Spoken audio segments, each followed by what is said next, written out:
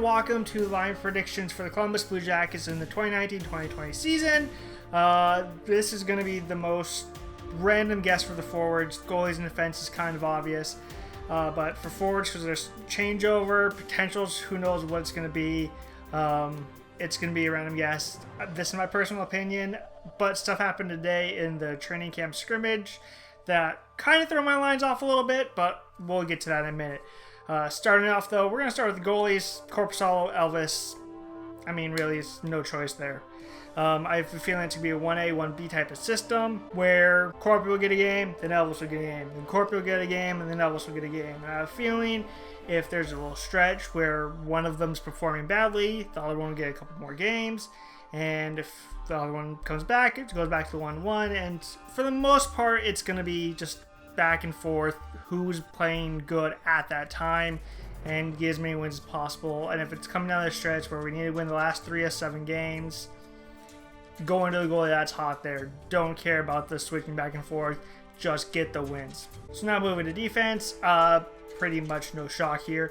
The only thing is in NHL 20, Gagarkov isn't here. So Kukun is in place of Gagarkov. So my defense pairs is Zach and Seth, no shock.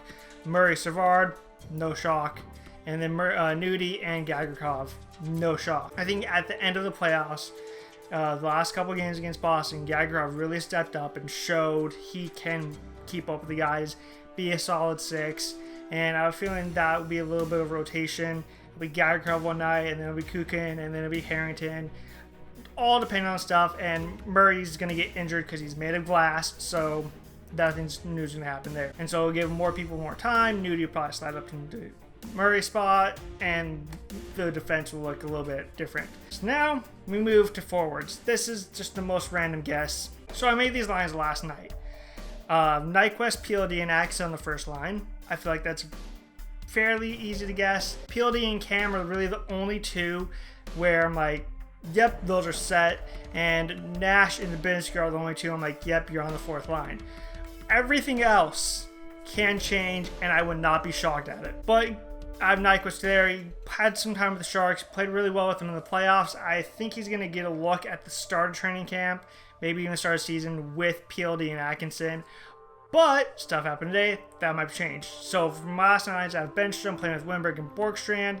I think the Swedish connection of Benstrom and Wimberg can help Wimberg out. He looked better in the playoffs as he got back in against Boston. I think his concussion from when Tom Wilson hit in the playoffs a year ago affected him more than most people think, and he had an off year, and it sucks, but it happens. I think having a little bit of stability with Nyquist and Benstrom coming in, that Swedish pride, whatever it is, it will help Wimberg out, and they can play really well together. That can easily be switched with Anderson if they need a little bit of muscle on that line to protect Wimberg and Benstrom. Borkstrand can play with Jenner and Textay, that's fine as well.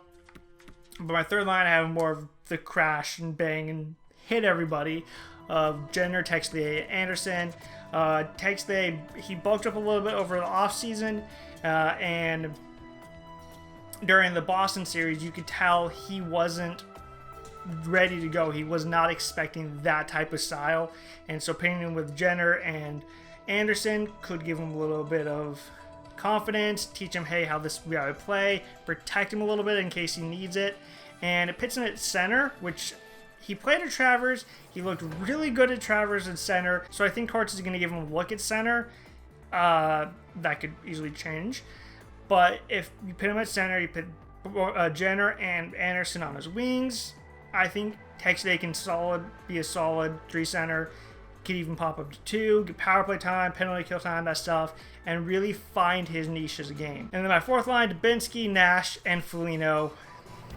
I couldn't find a place for Foligno with the other stuff I was sliding in, and so I had to put Foligno on the fourth line. But Foligno will be on the fourth line, doesn't really matter if Torts goes 1, 2, 3, 4, 1, 2, 3, 4, and just rolls line after line after line. No crazy minutes. Yes, the fourth line is going to get less ice time than the first line, but also you can make up some of Foligno's minutes by pitting him on the power play because he's good in front of the net, and taking away people's eyes and stuff. So, and being that body, they're being able to not being able to be moved.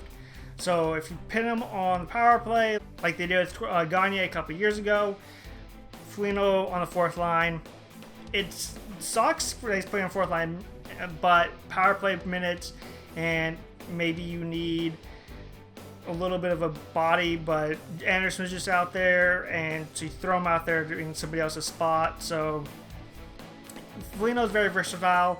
If somebody goes down with an injury, he can move into a slot very easily. He's played center, he's played all wings, so I see Foligno as the piece that gets moved around, and if something needs to happen, Foligno is the one that's going to be out there trying to make stuff happen. So I did see some stuff of the lines from the scrimmage today, and based on that, I think the lines will look a little bit like this. So you have Texley on the first line with PLD and Atkinson. They played together in the scrimmage today.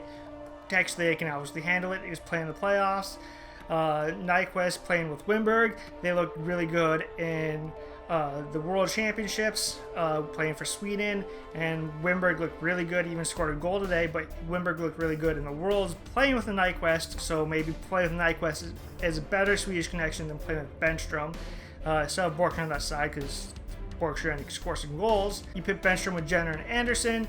Jenner can play center. He did it in his junior careers.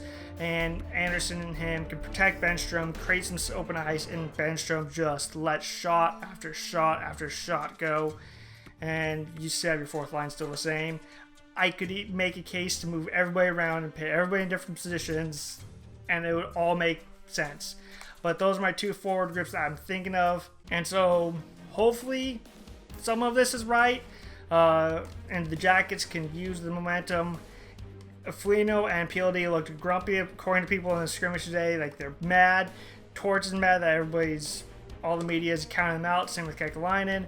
And everybody is looking to prove the media wrong and go out there and win a bunch of games and make the playoffs again. And even though everybody's writing the Jackets off to finish 8th in division, second to last in the conference because they're still Ottawa, and near the bottom in the league, I do not think that's going to happen. Elvis is going to surprise people. This lineup is going to make people pissed off. They're going to run people, they're going to outwork people, and hopefully win a bunch of games and make some noise. So until next time, when the season starts up, click like, subscribe, all that fun stuff, and until then, I will see you later.